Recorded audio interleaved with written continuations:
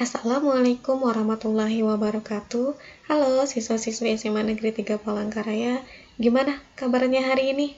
Ya, mudah-mudahan kita dalam kondisi sehat walafiat ya, dan masih tetap semangat belajar meski dalam kondisi pandemi COVID-19 saat ini. Pesan Ibu, mari tetap kita jaga kesehatan, tetap patuhi protokol kesehatan dimanapun kita berada. Oke, hari ini kita akan belajar dengan Ibu Indah, belajar ekonomi terkait dengan OJK dan lembaga jasa keuangan. Materi ini ada di kelas 10 semester 2.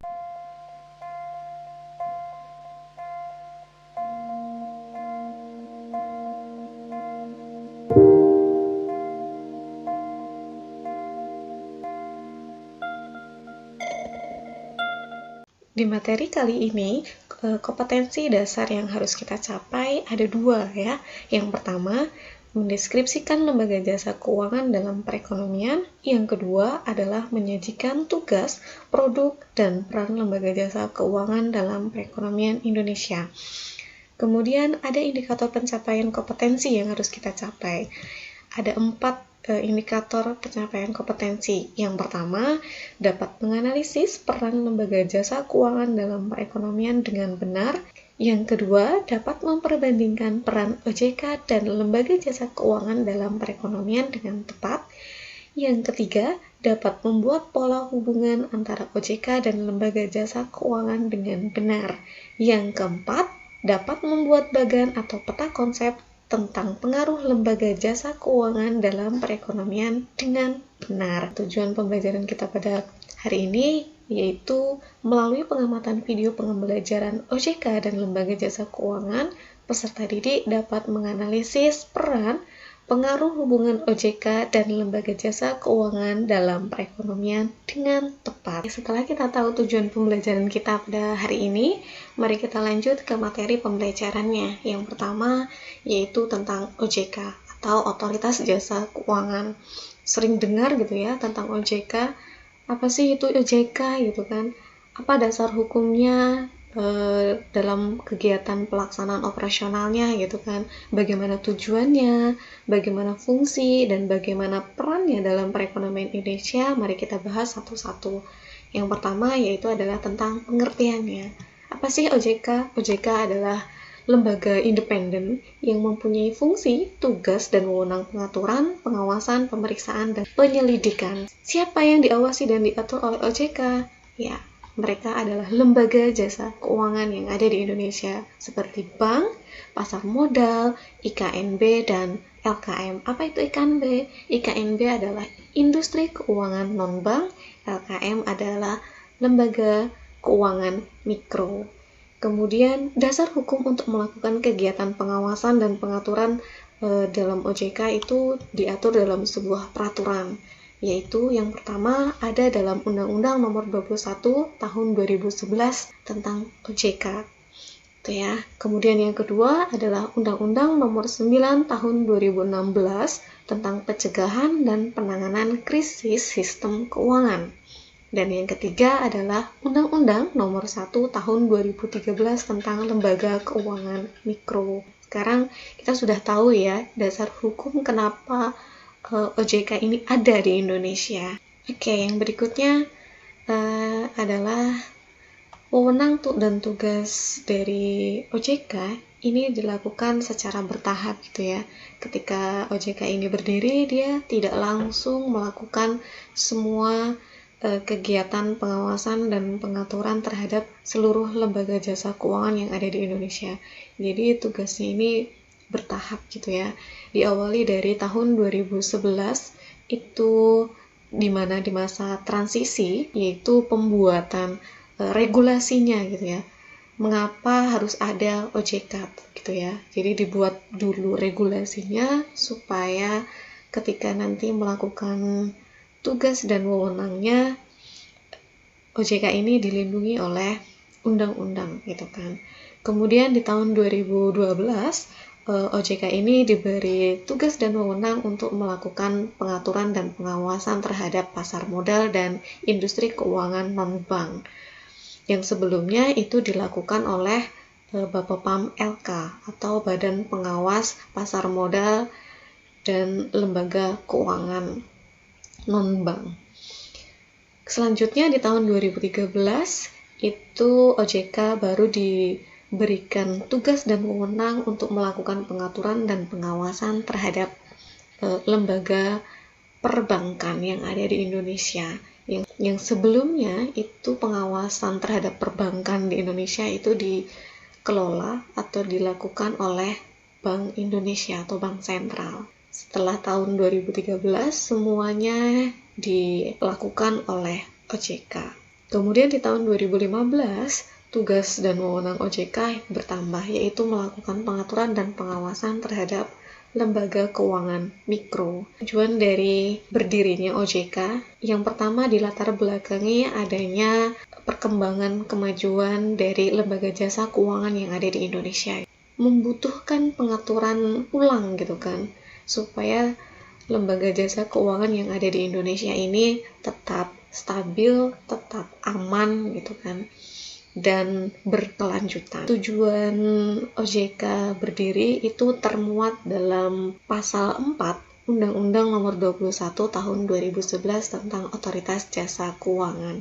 Ada 3 tujuan utamanya. Yang pertama adalah keseluruhan kegiatan dalam sistem jasa keuangan terselenggara secara teratur, adil, transparan, dan akuntabel. Yang kedua yaitu mampu mewujudkan sistem keuangan yang tumbuh secara berkelanjutan dan stabil. Kemudian yang terakhir, yang ketiga adalah untuk melindungi kepentingan konsumen dan masyarakat. Karena semakin banyaknya lembaga jasa keuangan yang tumbuh di Indonesia, kepentingan konsumen ini menjadi sesuatu yang wajib dilindungi gitu ya. Makanya muncullah Otoritas Jasa Keuangan di Indonesia. Kemudian bagaimana sih fungsi dari OJK ini? Fungsi dari OJK itu termuat dalam Undang-Undang Nomor 21 Tahun 2011 ya. Ada 3 fungsi utama Otoritas Jasa Keuangan. Yang pertama adalah mengawasi dan mengatur kegiatan jasa keuangan di sektor perbankan. Yang kedua adalah mengawasi dan mengatur kegiatan jasa keuangan di sektor pasar modal, dan yang ketiga adalah mengawasi dan mengatur kegiatan jasa keuangan di sektor perasuransian, dana pensiun, lembaga pembiayaan, dan lembaga jasa keuangan lainnya atau biasa disebut sebagai IKNB atau Industri Keuangan Non-Bank. Kemudian bagaimana sih peran dari Otoritas Jasa Keuangan terhadap perekonomian di Indonesia? Nah, perannya itu adalah bersama-sama dengan Kementerian Keuangan dan Bank Indonesia melakukan pengawasan terhadap sistem keuangan yang ada di Indonesia supaya sistem keuangan di Indonesia ini stabil gitu ya, akuntabel dan berkelanjutan. Kemudian apa bedanya tugas dari Kementerian Keuangan, Bank Indonesia dan OJK ini? Nah, kalau Kementerian Keuangan, perannya dalam pengawasan sistem keuangan itu ini berkaitan dengan pengaturan dan pengawasan di bidang kebijakan fiskal tentang perpajakan. Perpajakan ini berarti tentang pendapatan negara ya, berarti itu menyangkut dengan APBN. Ini tugasnya dari Kementerian Keuangan untuk melakukan pengawasannya dan pengaturannya, gitu ya. Tugas dari Bank Indonesia adalah menjaga stabilitas sistem moneter. Ini berkaitan dengan uang yang beredar di masyarakat mengenai inflasi gitu ya. Nah, yang mengatur di sistem keuangan Indonesia adalah Bank Indonesia. Jadi berbagi tugas gitu ya, saling melengkapi, saling berkoordinasi untuk menciptakan sistem keuangan di Indonesia yang baik. Kan. Kemudian untuk OJK ngapain? OJK yaitu mengatur dan mengawasi lembaga jasa keuangan. Oke, itu tadi adalah pembahasan kita mengenai otoritas jasa keuangan. Kita lanjut ke materi berikutnya, yaitu tentang lembaga jasa keuangan. Apa itu lembaga jasa keuangan? Seperti apa jenisnya? Bagaimana fungsi dan perannya dalam perekonomian Indonesia? Mari kita bahas satu-satu. Yang pertama adalah pengertiannya. Lembaga jasa keuangan itu adalah sebuah badan usaha gitu ya, atau institusi di bidang jasa keuangan yang bergerak dengan cara menghimpun dana dari masyarakat dan menyalurkannya kembali untuk masyarakat dalam bentuk pendanaan gitu ya. Kemudian seperti apa jenisnya? Nah, jenisnya ini dibagi menjadi 4 gitu ya. Yang pertama dia adalah perbankan. Yang kedua adalah lembaga jasa non-bank atau IKNB, industri keuangan non-bank. Nah, industri keuangan non-bank ini contohnya adalah seperti pegadaian, perasuransian, leasing, dan dana pensiun. Jenis berikutnya adalah pasar modal. Dan yang berikutnya lagi adalah lembaga keuangan mikro.